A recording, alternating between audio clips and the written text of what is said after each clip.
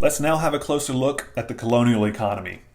This image you see here, this is of the global trading routes during the colonial period.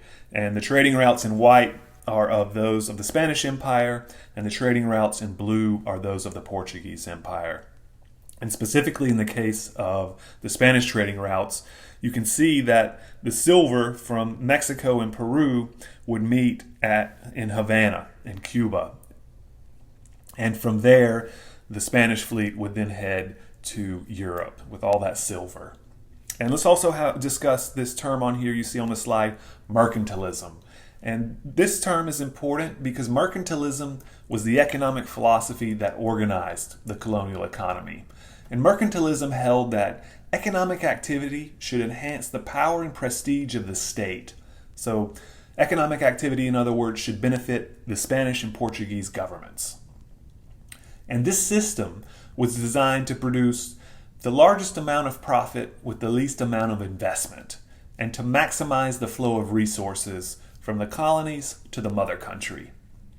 Spain and Portugal, in theory, were the only nations that were allowed to trade with their respective colonies in the Americas. So Mexico and Peru, they could only trade with Spain, with no other nations. And I say this was the theory because one of the characteristics of the colonial economy was contraband. And in fact, there was a lot of illegal trade with other European powers, such as Britain and France, and later the United States in the 1780s also started to trade contraband with Latin American countries. And merchants were in control of much of the colonial trade, and they benefited and they struck enormous fortunes by dominating colonial trade.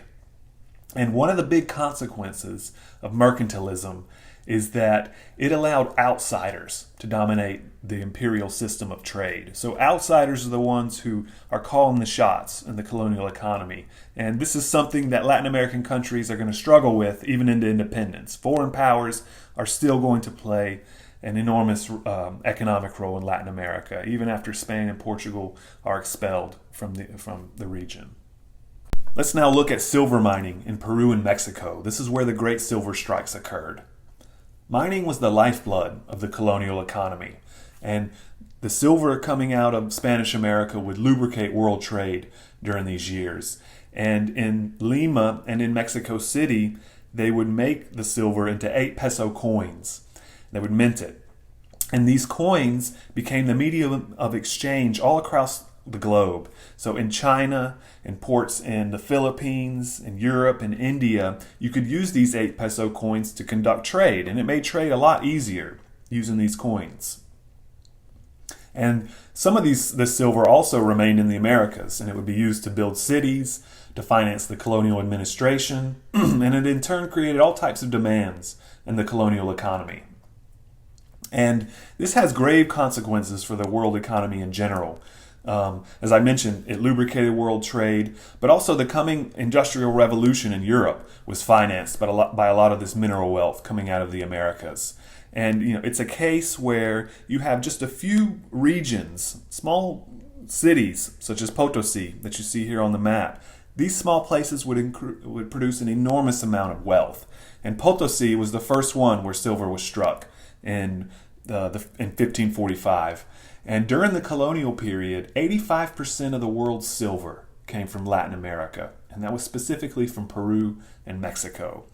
And Potosi, that you see here, it boomed after 1545. It would be a city of some 200,000 people by the early 1600s. And the Spaniards used tribute labor to make the natives work in the silver mountain, and it was very dangerous work. You were in the mountain, digging out ore, climbing up ladders with those heavy loads tossed on your shoulder, and there was a high mortality rate working in the silver mines of colonial Latin Spanish America. And at first the boom was in Peru, but later silver was also struck in northern Mexico, in a region several hundred miles north of Mexico City. And in places such as Zacatecas and Guanajuato, there was a long, sustained silver boom that lasted throughout the 18th century. So you had a lot of silver throughout the colonial period flowing from Peru and Mexico, and it was lubricating world trade. While Spain did not find much gold in Mexico and Peru, the Portuguese would find an abundance of gold and diamonds in the interior of Brazil. And the gold rush begins in 1695, and it goes on till about 1750. 70% of the world's gold during this period came from Brazil.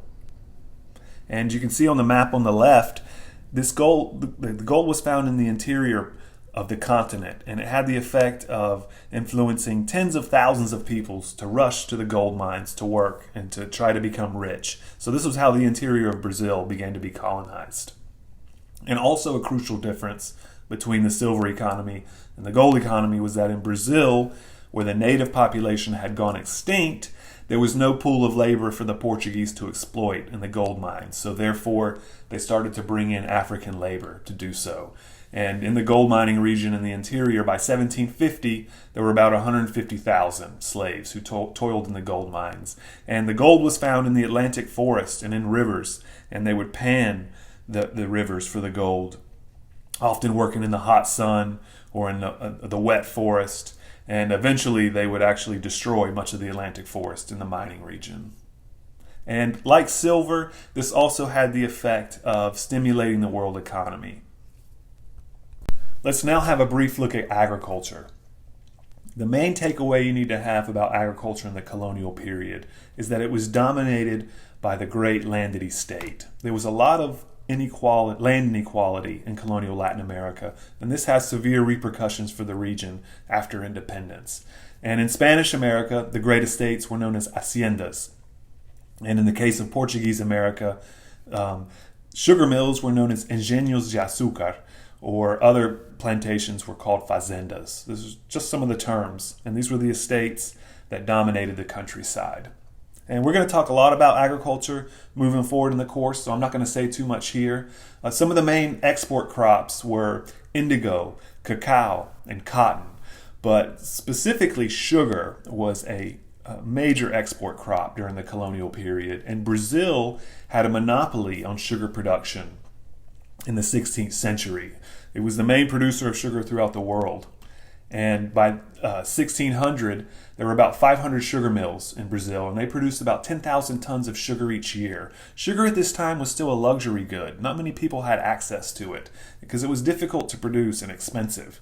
So on the left, you see the cane fields, and you see people working in the cane fields, using machetes to cut down the cane. They would then take the cane to the mill, which is the image you see here on the right, where the cane would be processed. And it has to go through several different steps in the processing until you get the brown and white sugar that we know today.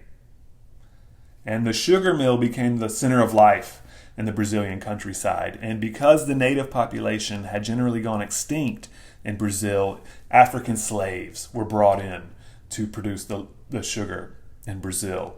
And between 1500 and 1760, over 1 million African slaves were brought to Brazil. And what's also interesting about the sugar economy is that while Brazil had a monopoly on sugar production in the early colonial period, when the Dutch occupied northeastern Brazil in the mid-17th century, they stole some of that technical know-how about how to produce sugar, and they took it and started establishing sugar plantations in the Caribbean. So as we'll see, the Caribbean also becomes a main producer of sugar. So that's the lecture for this week. We'll have a discussion on these items in the online discussion, and make sure you've taken good notes on this because a lot of this material could appear again on the midterm exam.